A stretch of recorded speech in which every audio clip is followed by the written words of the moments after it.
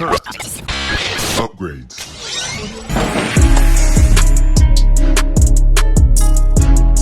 Welcome back, ladies and gentlemen, to another JVS movie review. Today, we're bringing you the latest from Paul Thomas Anderson, and this one is One Battle After Another. And here's a quick synopsis. Bob is a washed-up revolutionary who lives in a state of stone paranoia, surviving off the grid with his spirited, self-reliant daughter, Willa. When his evil nemesis resurfaces and Willa goes missing, the former radical scrambles to find her as both father and daughter battle the consequences of their past.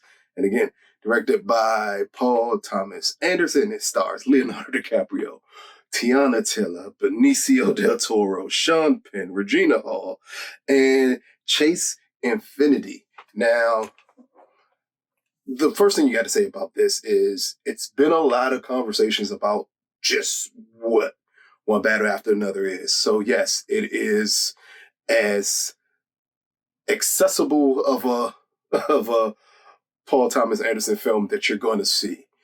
Yes, it is very timely in the sense of everything that's currently going on in this country with immigration and things of that nature. And yes, it's very left-leaning is a way to appropriately say the way this movie falls into those categories.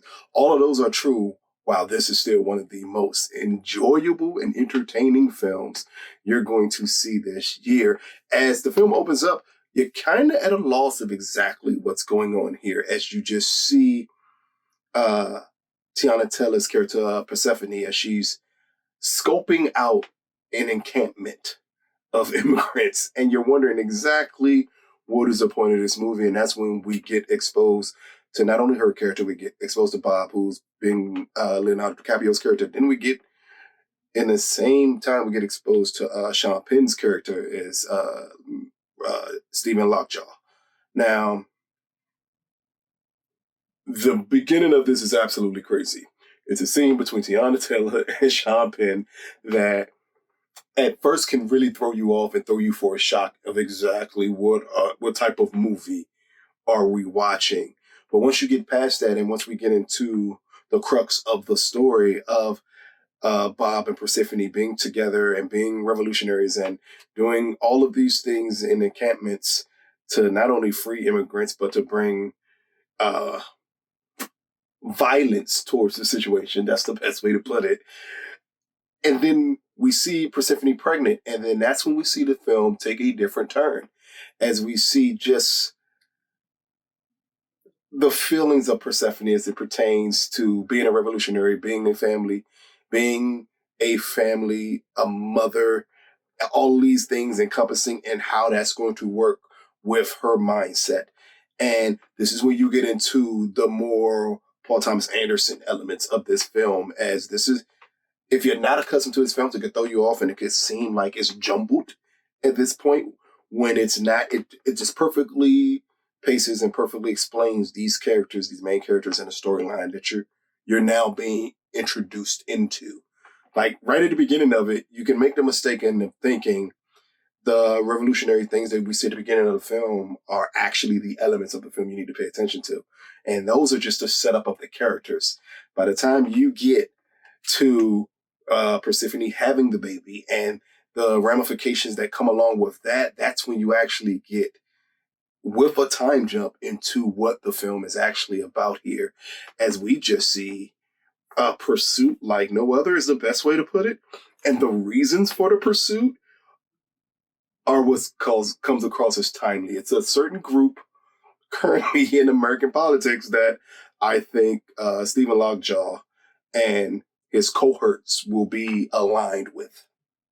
And then that's when this film become a little left-leaning. So if you are someone on the opposite side of the aisle and you see a movie like this, I think it's going to be a good possibility that you're not going to overly enjoy these elements of this film, because it's heavy-handed in its delivery of exactly what the opinion of one side is versus the other. It leaves no gray area towards that. But as we get Lockjaw, as he's pursuing Bob and pursuing Willa, and then we get introduced to these other characters, especially Benicio del Toro's character, who is a sensei for Willa, and amazingly Bob calls him sensei throughout this entire film. And we get to introduce to him in another timely element of our times of the stakes, or the way Sergio, who is, again, that's the character of Benicio del Toro, the way he protects his neighborhood is the best way I can put it without, exposing exactly the elements of that character and what that character means to the plot of the film and the actions that that character takes. But very much it feels right pointed on the nose with everything that's going on with American politics and Stephen Lockjaw invading a sanctuary city. Like, all of this feels like it's of the moment, of the time of the day of a film by Paul. And this is a kind of a rebound from people who remember either Inherent Vice or matter of fact, majority of his films aren't really this timely as One Battle After Another comes across. But along with the timeliness comes across some of the best performances you're going to see this year here.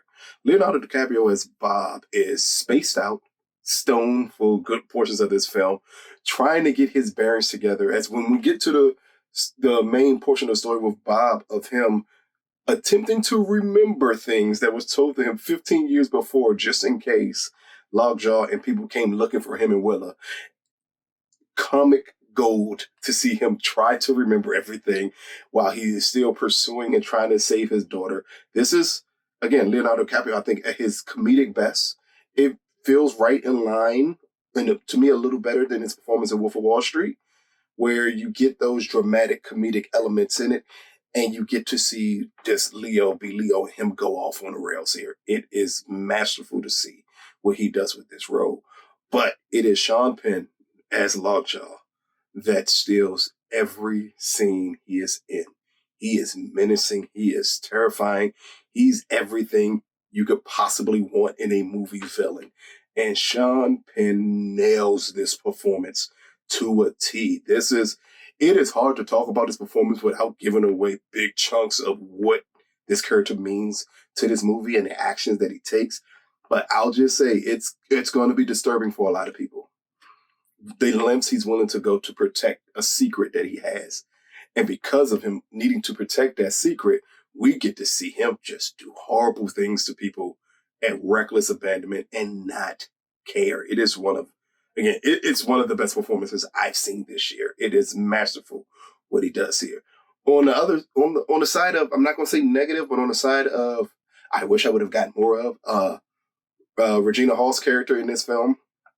We get to see her in maybe, and I'm being generous to say maybe 5 scenes. We get to see her total in this film. She's great in all scenes she's in this film. And her character is so important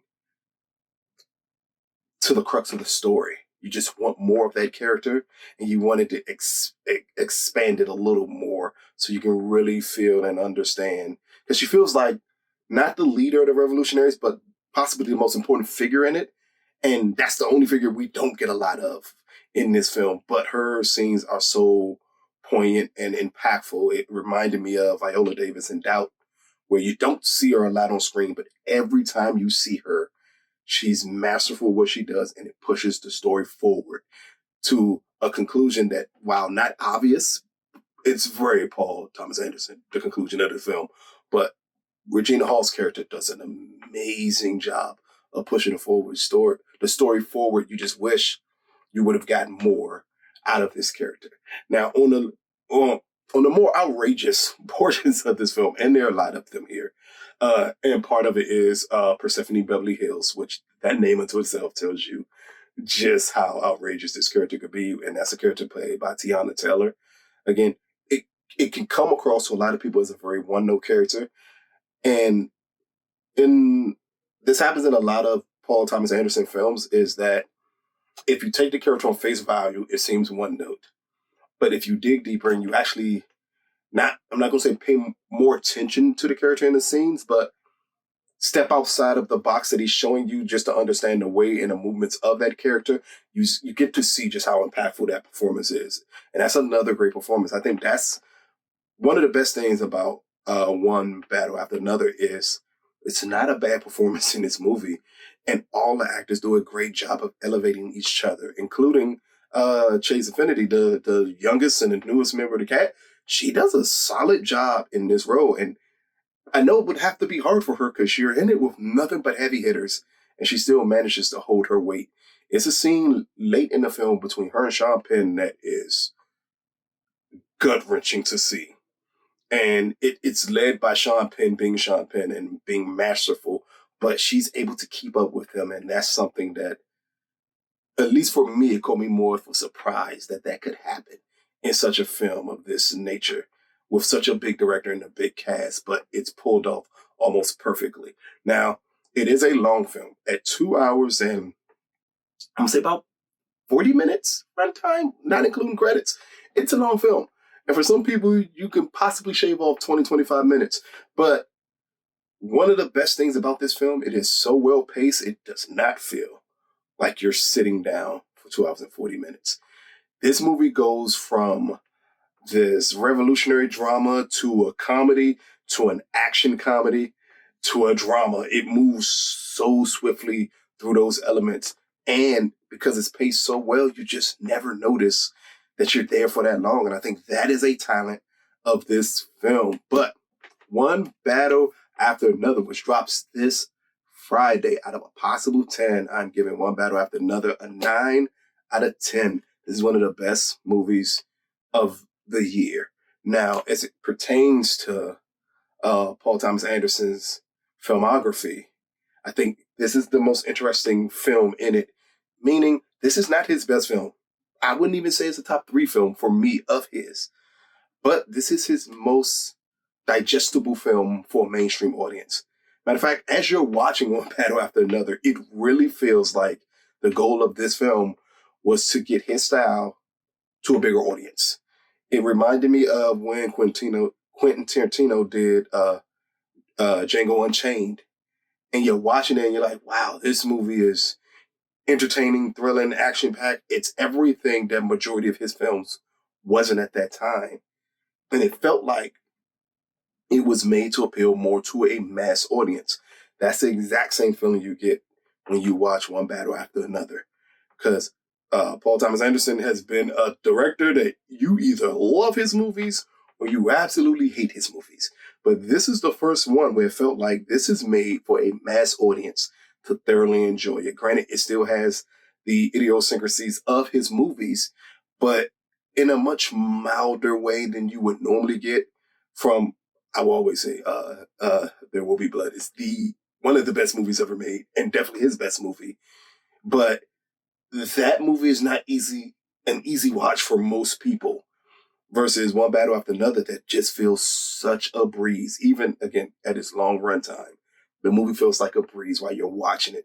And I think that was possibly done because he's the type of director where if you could get him in front of a bigger audience, maybe we can see if his style is something that can attract that type of audience. And I think for this film, I think it may be able to pull that off. But check it out when it drops. Let us know what you think. This has been another JVS movie review. Peace, people.